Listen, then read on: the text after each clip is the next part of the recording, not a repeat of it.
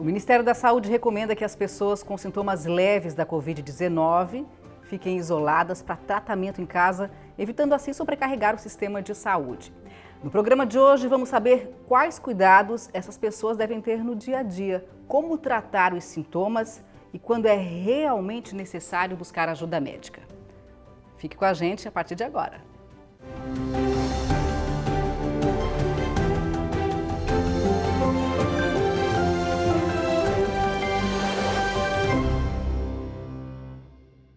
E o nosso entrevistado hoje é o Dr. Antônio Mazei de Santana, infectologista. Doutor, muito obrigada pela sua participação aqui no Nossa Saúde. Seja bem-vindo. Obrigado, Rafaela. Eu que agradeço pelo convite. Vamos começar então, né?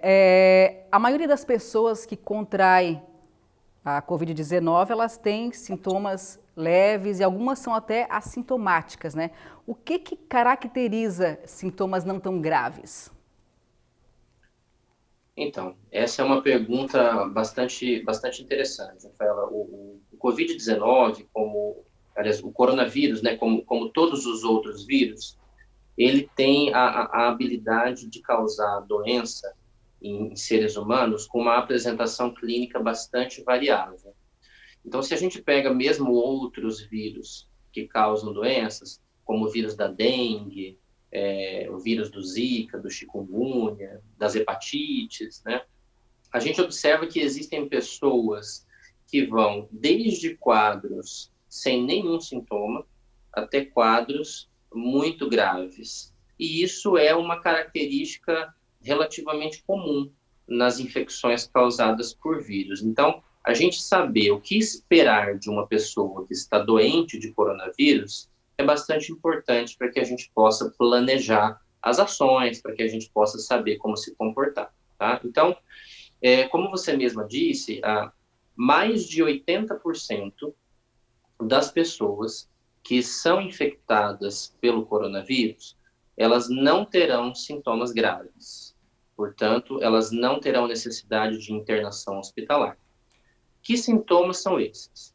Ou a pessoa pode ficar 100% sem sintomas, ou seja, nem saberá que pegou o coronavírus, ou ela terá sintomas compatíveis com um quadro de gripe ou de resfriado comum, tá? Que sintomas são esses? No caso dos sintomas semelhantes ao resfriado comum, a pessoa pode ter coriza, que é o nariz escorrendo, ela pode ter obstrução nasal, que é o nariz entupido, ela pode ter algum grau de dor de garganta, desde um simples arranhado na garganta até uma dor mais importante. Ela pode ter febre baixa, de até 38,5, por exemplo. Ela pode ter tosse, que geralmente é uma tosse seca, é uma tosse sem catarro. Ela pode ter um pouquinho de dor no corpo, um pouquinho de dor nas juntas, um pouquinho de dor de cabeça. Sintomas que habitualmente nós confundiríamos ou identificaríamos como sendo um resfriado comum. Acordei um pouco resfriado hoje, né? É isso. E algumas pessoas podem ter quadros um pouquinho mais exuberantes, que causam mais cansaço, mais prostração, mais indisposição, febre mais alta, mais dor muscular e dor nas juntas, que fazem a pessoa querer ficar mais na cama, assim, sabe? Quando você diz assim, pô, peguei um gripão no mês passado que fiquei 3 dias na cama, né? Então, o coronavírus ele pode dar sintomas nesse sentido. É indistinguível, Rafaela, Covid-19 de um resfriado comum, na maioria das vezes, né? Um sintoma especificamente a gente observa na Covid-19 que é muito difícil de encontrar em outras infecções virais, que é a perda do paladar e a perda da capacidade de sentir cheiro das coisas. A gente chama isso de anosmia, é o nome técnico, né, quando a gente não sente o cheiro. Mas mesmo esse sintoma, ele pode não estar presente em todos os casos. Então, já atendi muitos pacientes com sintomas idênticos ao de um resfriado. Então, esses sintomas que o senhor relatou aí são sintomas considerados não tão graves e a orientação, então, para que as pessoas fiquem em casa. Agora, mesmo eles sendo sintomas mais leves, eu imagino que só de a pessoa pensar na possibilidade de ter contraído o coronavírus já bate um desespero, né?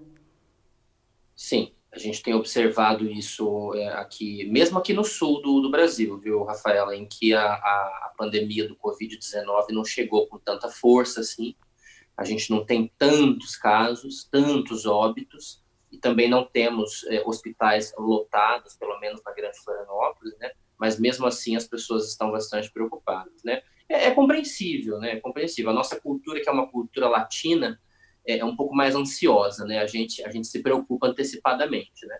Mas aí o segredo é a gente se pautar nas informações científicas e nas informações que a gente já tem dos outros países e perceber que, na maior parte dos casos, a pessoa vai ter sintomas leves e, às vezes, o desespero acaba causando mais impacto do que o próprio sintoma da corona. E, doutor, ao sentir alguns desses sintomas, as pessoas também têm acesso a alguns serviços de saúde via WhatsApp, né? Para, de repente, conversar com alguém, saber, passar os sintomas e receber algumas orientações sem precisar necessariamente sair de casa. Sim, como o objetivo é a gente tentar minimizar a transmissão desse vírus para outras pessoas, a gente tenta minimizar a exposição social de pessoas sabidamente doentes, né? Então, quase todos os municípios do estado de Santa Catarina e mesmo de outros estados, eles têm fornecido para o cidadão um número de telefone pelo qual ele pode tirar dúvidas com profissionais de saúde que foram devidamente treinados sobre o que fazer diante de sintomas suspeitos. Olha, eu acho que eu estou com coronavírus, porque hoje eu acordei com tosse e deu um calafrio, eu medi minha temperatura, estava 37,8, por exemplo. O que eu faço? Né? Então, quase todos os municípios, eles disponibilizam um número, um 0800, algo nesse sentido. E o próprio Ministério da Saúde tem um número, que é o 136, e aí, nesse número, geralmente, o pessoal orienta, olha, você deve ir para o posto de saúde, ou deve ir para o hospital, ou deve ir para a unidade de pronto atendimento, ou deve ficar em casa. Então, quase todos os municípios têm disponibilizado um número, né? E no caso da Grande Florianópolis, a gente tem a opção ainda de você se comunicar pelo WhatsApp com o médico, o enfermeiro, o profissional de saúde do posto de saúde do seu bairro. Porque algumas demandas estão sendo possíveis de resolução virtual mesmo pelo WhatsApp, né? O próprio Conselho Federal de Medicina flexibilizou isso para que a gente possa ter mais capilaridade e atender as pessoas com menos exposição. Quais são os cuidados que as pessoas que estão contaminadas com o coronavírus e estão em casa devem ter? Os cuidados, Rafaela, são simples, né? O primeiro deles uma vez que você está sabidamente doente, seja de coronavírus ou seja ainda um caso suspeito, você deve ficar em casa, né? Para que você não se exponha a pessoas na rua, no trabalho e transmita o vírus para essas pessoas.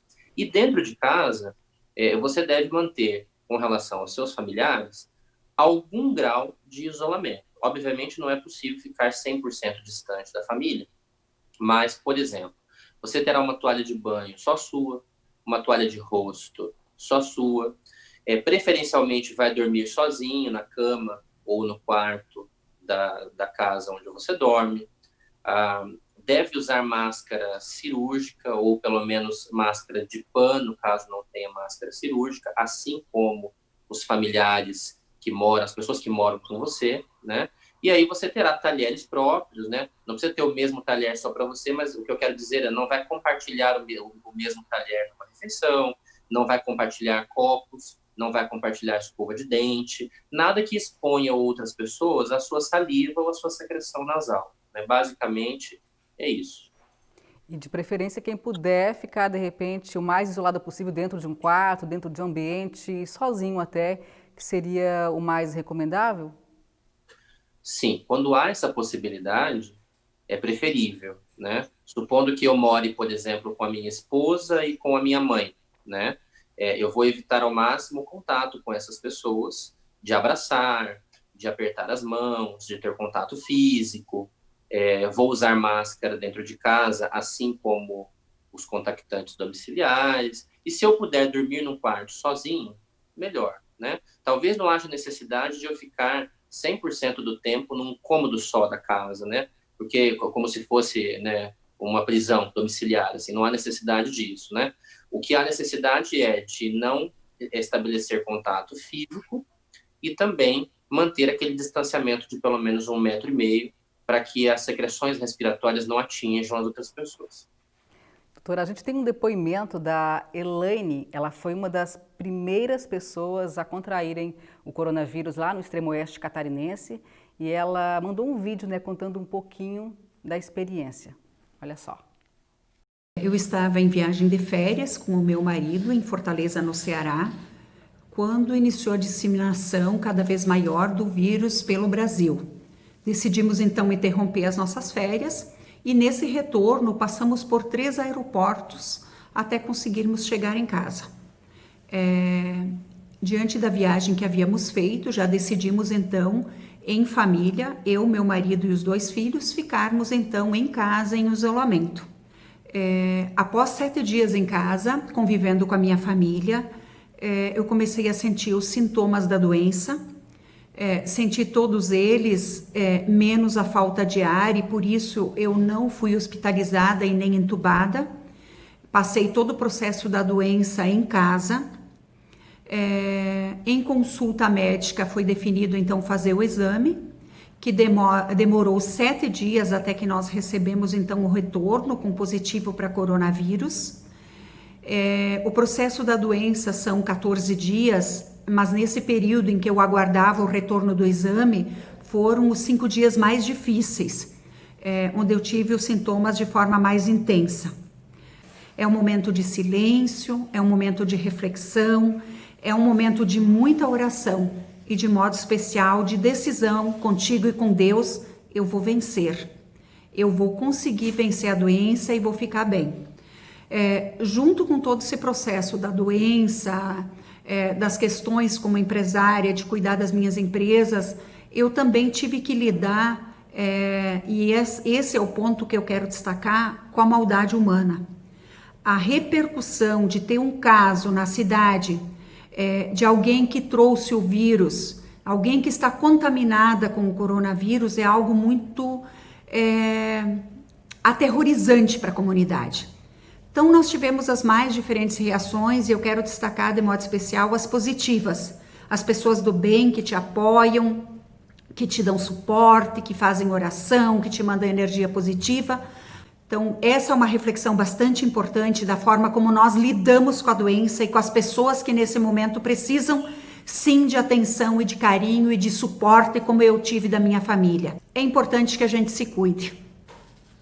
Respeitem as orientações das autoridades médicas, cuidem-se, se possível, permaneçam em casa, mas de modo especial sejam solidários, solidários com quem está doente, solidários com quem precisa da nossa ajuda. Doutora, a gente viu aí então a Elaine, né, contraiu o coronavírus, graças a Deus está curada. Ela tomou todos os cuidados, né, ficou em casa, usou máscara, cuidou dos objetos pessoais, ficou o máximo de tempo possível isolada num quarto, sem contato com a família. E ninguém dos demais pegou o coronavírus, né? Justamente por todo esse cuidado que ela teve. Agora, com relação às pessoas que moram sozinhas, às vezes elas acham que não precisa de cuidado nenhum, estou dentro de casa, sozinho. Qual é a recomendação nesse caso?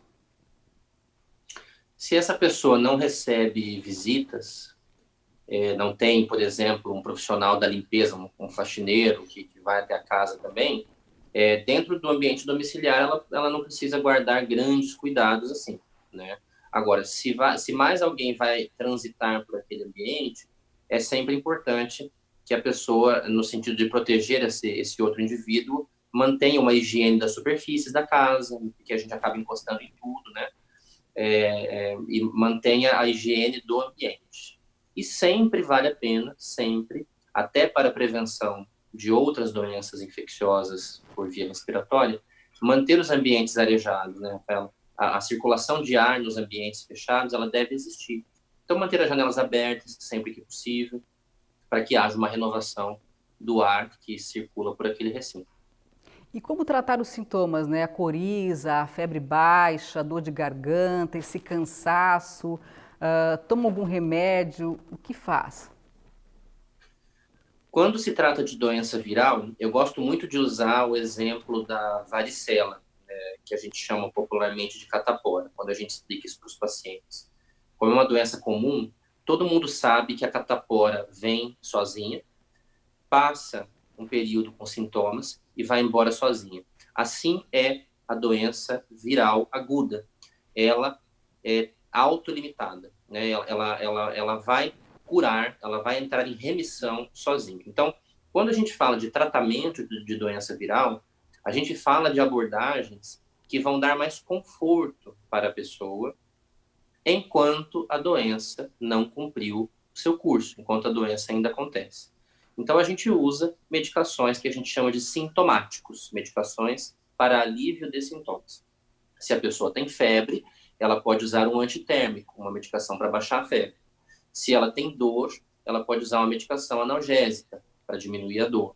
Né? Se ela tem náusea ou vômito, ela pode usar uma medicação para alívio desse sintoma. E assim por diante. Não existe ainda uma medicação que você possa usar em casa e que tenha uma propriedade de eliminar o vírus, de matar o vírus, assim como existem os antibióticos para as bactérias, né? Eu tenho uma infecção bacteriana, eu vou usar um antibiótico, ele vai matar a bactéria e vai abreviar o tempo da doença, porque uma vez que não há mais o micro-organismo, não tem mais doença. Então, no caso dos vírus, não existe isso.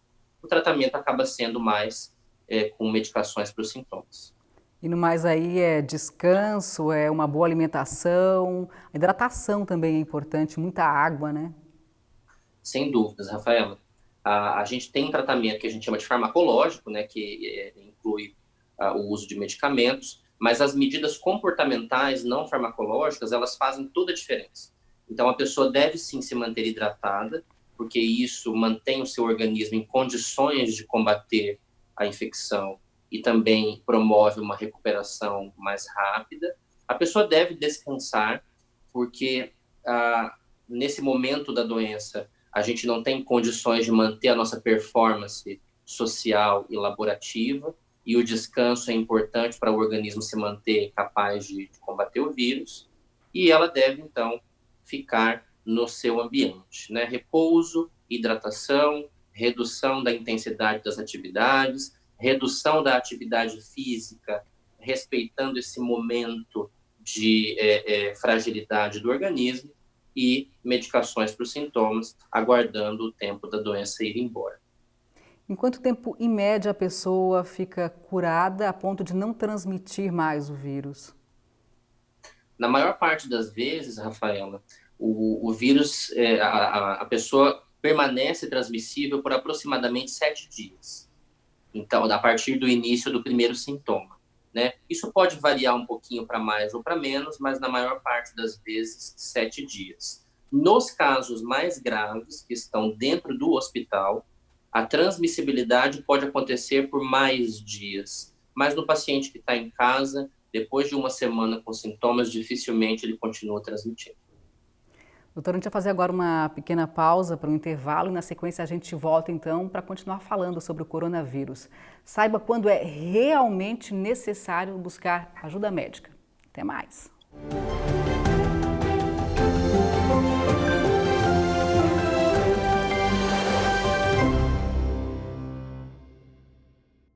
Estamos de volta com Nossa Saúde e continuamos então a nossa entrevista com o Dr. Antônio Mazei de Santana, infectologista.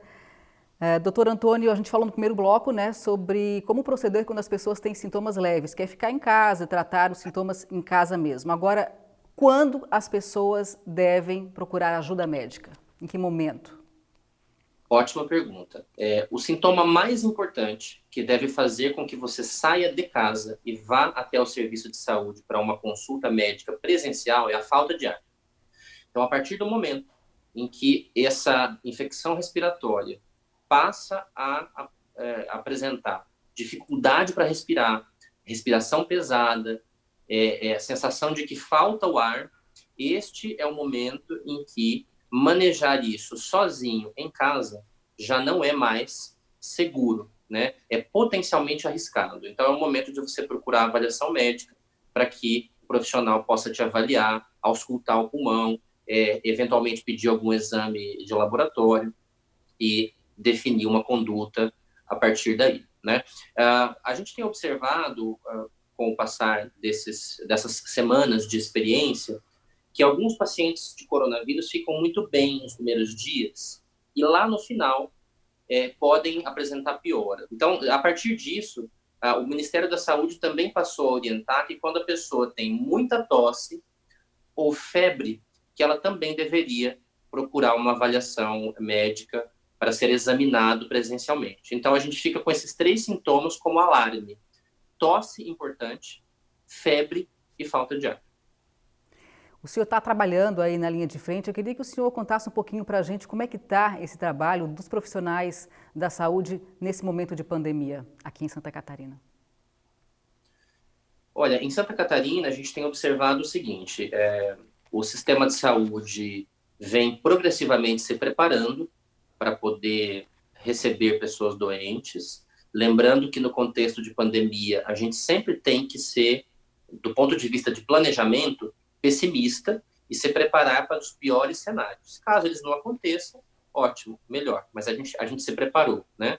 E o que a gente tem observado é isso: os hospitais estão, em sua maioria, com a sua capacidade de lotação ainda tranquila, né? Não estão lotados, e os pacientes que têm chegado, em sua maioria, são pacientes leves, são pacientes que conseguem voltar para casa depois de uma avaliação inicial, né? Os pacientes graves estão sendo internados com tranquilidade, não tem havido superlotação, não tem havido falta de leitos, não tem havido aquilo que a mídia acabou noticiando de alguns países da Europa que passaram por situações piores, né? E os profissionais de saúde também vêm cada vez mais se organizando psicologicamente, tecnicamente, para poder enfrentar cenários piores caso eles aconteçam. Então, por enquanto, a situação está bastante tranquila, eu diria. Porém, nós em Santa Catarina já tivemos um índice de 80% de isolamento, né? Esse índice caiu para menos de 40%. Isso não é preocupante? Isso não pode aumentar consideravelmente o número de casos de coronavírus e aí sim vir a causar um impacto muito grande nos hospitais? Existe, Rafaela, uma preocupação com relação a 2 aspectos aqui no sul do Brasil, né? O primeiro deles é a chegada do inverno, com as temperaturas mais baixas. A gente sabe, historicamente, porque todos os anos isso acontece, que as infecções respiratórias virais, elas têm a sua incidência aumentada no inverno, aqui no sul, tá? Que são ali junho, julho, agosto. Isso acontece com os resfriados, acontece com a infecção pelo vírus influenza, que é a gripe, e acontece também com aquelas doenças pulmonares crônicas, como o DPLC, a bronquite, a asma, que também costumam exacerbar, né, e ter crises nesse período. Então, a gente espera que com a chegada do inverno aqui em Santa Catarina, que o número de casos respiratórios aumente. E o número de casos de coronavírus também, né? Então, isso já é uma preocupação, porque como a gente comentou no primeiro bloco, num primeiro momento é indistinguível.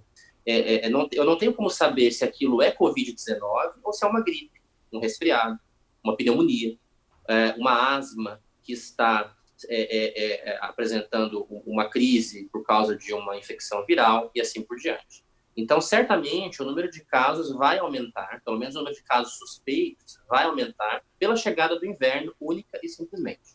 A partir do momento em que a gente tem as pessoas se expondo mais umas às outras, quem estiver com o vírus circulando nesses ambientes vai poder, potencialmente, pelo menos, transmitir mais. Então, a gente tem, sim, uma preocupação de o número de casos aumentar em virtude da exposição social, né? Por isso, a recomendação do Ministério da Saúde, mesmo da Organização Mundial da Saúde, que a gente deve, neste momento delicado, evitar exposições sociais que não sejam essenciais, né? Que sejam, por assim dizer, não tão necessárias, né? Então, existe, sim, essa preocupação. Nós ainda não chegamos aí no ápice, né, da pandemia aqui no estado. Existe uma previsão de quando isso deve acontecer? Alguns falam em junho. Existe.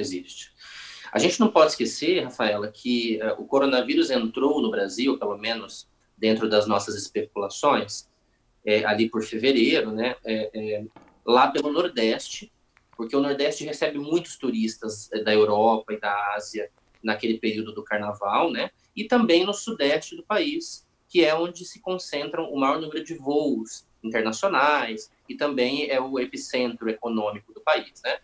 Então, o ingresso do coronavírus no Brasil, por assim dizer, não aconteceu aqui no Sul.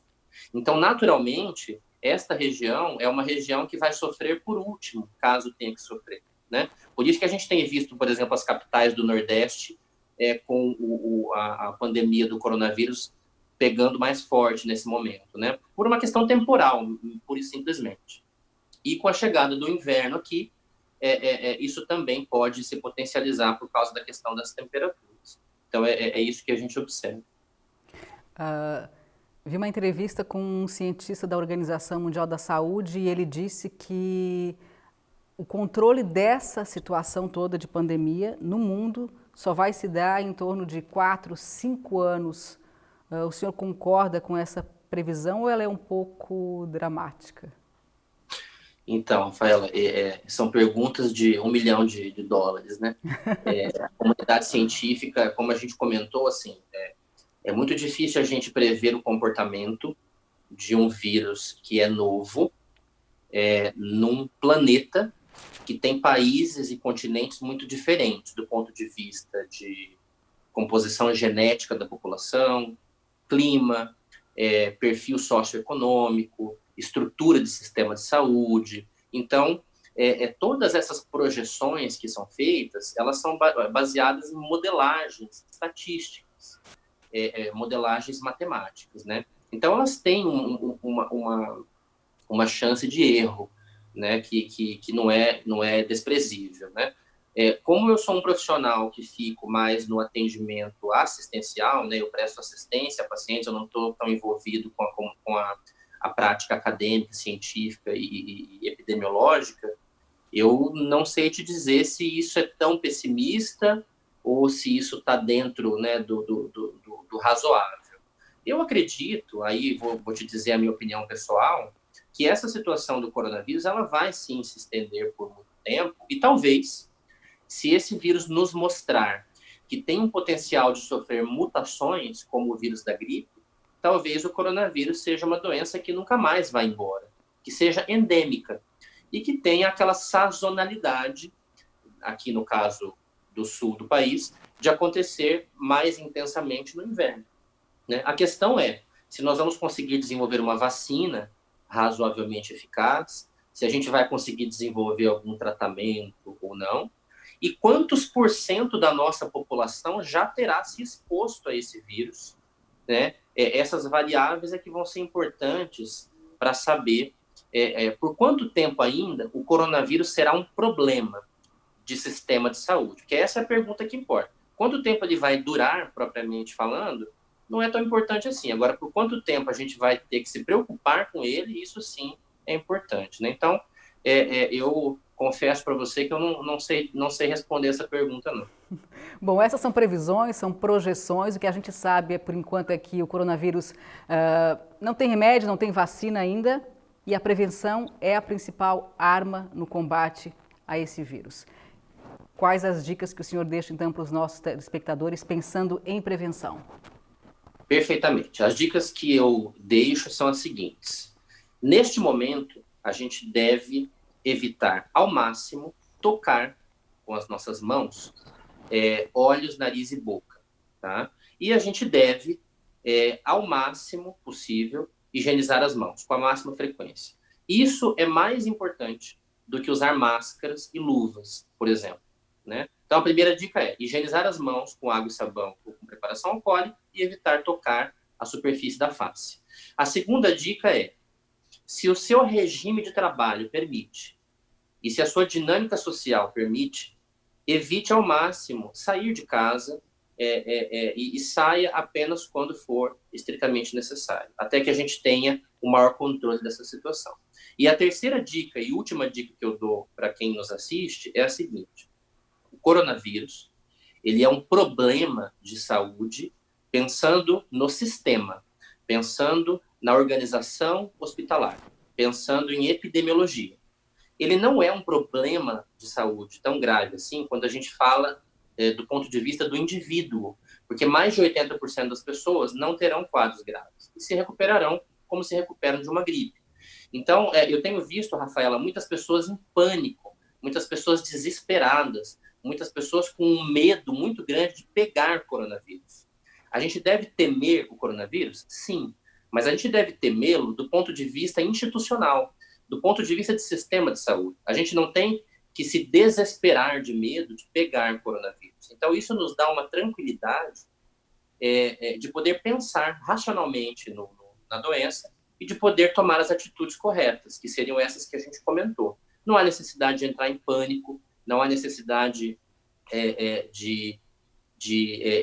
por exemplo, deixar de procurar o hospital quando você tem uma outra doença, por exemplo, né? Eu tenho visto muito isso, Rafaela, pessoas infartando, pessoas tendo derrame cerebral, tendo AVC, pessoas quebrando a perna, caindo em casa e não querendo ir ao hospital, tamanho o medo de pegar coronavírus. Não é para tanto, né? A gente não pode perder a racionalidade nesse momento. Quando a gente fala fique em casa, a gente está falando evite sair de casa ao máximo possível. Agora, em situações de emergência, a gente pode sim e deve procurar o hospital, procurar a farmácia e assim por diante. Então, essa terceira dica que eu dou para as pessoas é, por favor, pessoal, calma.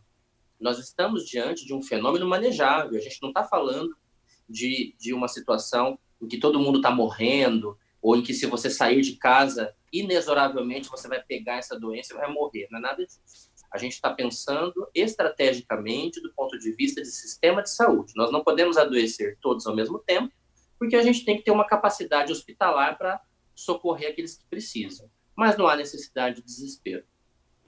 O desespero, o medo, o pânico, a gente combate com conscientização, com informação, né? Então, eu lhe agradeço por participar aqui do nosso programa e trazer tanta informação importante para os nossos telespectadores.